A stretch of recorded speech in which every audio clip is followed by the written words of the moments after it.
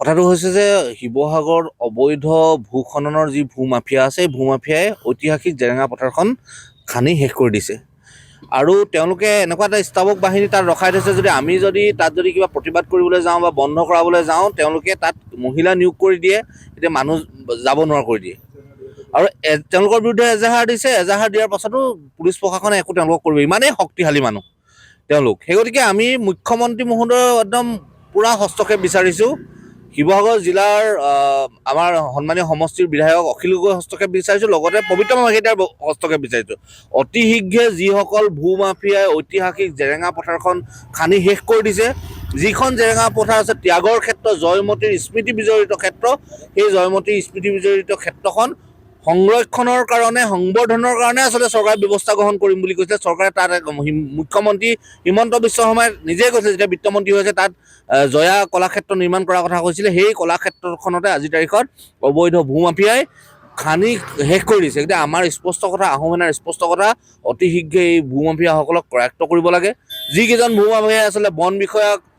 ধৰি ৰখাৰ নামত এটা ব্যৱস্থা গ্ৰহণ কৰিছে তেওঁলোকৰ বিৰুদ্ধে বন বিভাগৰ কাৰ্যালয়ৰ পৰা আচলতে এজাহাৰ দিছে তেওঁলোকক আজি প্ৰতি একো কৰা নাই গতিকে আমি কৈছোঁ যে তেওঁলোকক অতি শীঘ্ৰে কৰায়ত্ব কৰি জেল হাজতলৈ প্ৰেৰণ কৰিব লাগে আৰু সমান্তৰালভাৱে যিকেইজন বন বিষয়াই আচলতে তেওঁলোকৰ লগত গোপনে মিতিৰালি কৰি এই গোটেই নেক্সাছটো চলাই আছে তেওঁলোকৰ ওপৰতো এটা উচিত তদন্ত কৰিব লাগে বুলি মই ভাবোঁ চাওক জয়াৰ স্মৃতি বিজড়িত জেৰেঙা পথাৰত আজি JCB বা ফকলেনৰ কূপ যিটো সঁচাকৈ দুৰ্ভাগ্যজনক এটা বিষয় আমি শিৱসাগৰবাসী হিচাপে আজি সঁচাকৈ দুখ অনুভৱ কৰিছোঁ যিটো সময়ত শিৱসাগৰৰ বিভিন্ন দল সংগঠন বা বিভিন্ন স্তৰৰ মানুহে আচলতে শিৱসাগৰৰ এই স্থানসমূহ সংৰক্ষণৰ কাৰণে প্ৰতিবাদী কাৰ্যসূচী কৰে বা প্ৰতিক্ৰিয়া প্ৰকাশ কৰে তাৰ পাছত আচলতে এনেকুৱা কাম কাৰ্য কেতিয়াও গ্ৰহণযোগ্য নহয় ইতিমধ্যে আমি বিভিন্ন মাধ্যমত এটা কথা গম পাইছোঁ যে শাসনাধিষ্ঠ বিজেপি দলৰ একাংশ মানুহ জড়িত হৈ আছে বা শিৱসাগৰৰ বিধায়ক মহোদয়ৰ নাম লৈ একাংশই আচলতে ইয়াত খনন কাৰ্য কৰি আছে যদিহে সঁচাকৈ এনেকুৱা কাম কাৰ্য হৈছে যদিহে ভূমাফিয়াই শাসনাধিষ্ঠ মানুহৰ নাম লৈ বা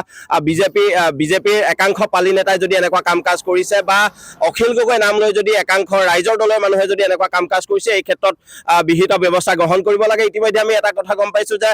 শিৱসাগৰৰ বন বিভাগে এই ক্ষেত্ৰত এজাহাৰ দাখিল কৰিছে তাৰ পাছতো এজাহাৰ দিয়াৰ পাছতো আচলতে শিৱসাগৰ জিলা প্ৰশাসন বা চৰকাৰে এই ক্ষেত্ৰত বিহিত ব্যৱস্থা গ্ৰহণ কৰা নাই আৰু ইয়াৰ লগে লগে আৰু এটা কথা আমি জনাব বিচাৰিছোঁ যে কেৱল জেৰেঙা পথাৰ বুলি নহয় শিৱসাগৰৰ বিভিন্ন স্থানত ইতিমধ্যে আচলতে দিশৰ কাষে কাষে বিভিন্ন স্থানত অবৈধভাৱে আচলতে ভূমাফিয়াসকলে এই খনন কাৰ্য কৰি আছে এই ক্ষেত্ৰতো চৰকাৰে ব্যৱস্থা গ্ৰহণ কৰিব লাগে অনতিপলমে এই যিসকলৰ ওপৰত এজাহাৰ দিছে তেওঁলোকৰ ওপৰত আচলতে চৰকাৰে যদি ব্যৱস্থা গ্ৰহণ নকৰে স্থানীয় প্ৰশাসনে যদি ব্যৱস্থা গ্ৰহণ নকৰে আমি জাতীয় সংগ্ৰামী সেনাই নিজাববীয়া ব্যৱস্থা গ্ৰহণ কৰিম যিকোনো পৰিৱেশ পৰিস্থিতিৰ মোকাবিলা কৰি শিৱসাগৰৰ আচলতে ঐতিহ্য বহনকাৰী এই জেৰেঙা পথাৰখন ৰক্ষা কৰিবৰ কাৰণে আমি বদ্ধপৰিকৰ হৈ থাকিম তাত লাগিলে আচলতে যিকোনো পৰিৱেশ পৰিস্থিতিৰ সূচনা হ'ব পাৰে তাত আমি কোনো কাৰণতে জগৰীয়া নহয় এই কথা পুনৰবাৰ আপোনালোকৰ জৰিয়তে আমি স্পষ্ট কৰি দিছোঁ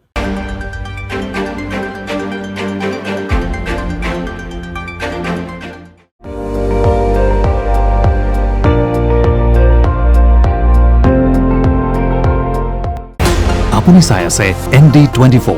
সৰ্বশ্ৰেষ্ঠ নহয় সৰ্বোত্তমৰ দৌৰ